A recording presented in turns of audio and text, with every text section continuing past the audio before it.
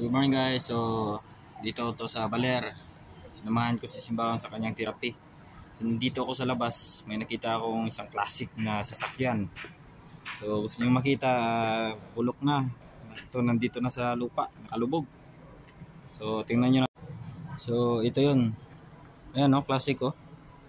So kung hindi niyo alam, ito ang tinatawag na Quickie NSU 1954. So ayan, napaka-classic niyan. O, sirang-sira na siya. So isa itong German na vehicle. So way back 1950s pa.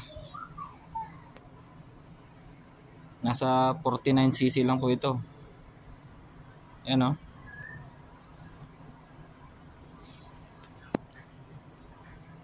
So noong 1955, ang may-ari nito is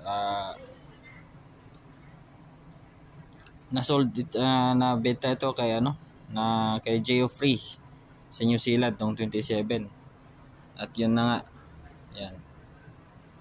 So, yan. Nice, no?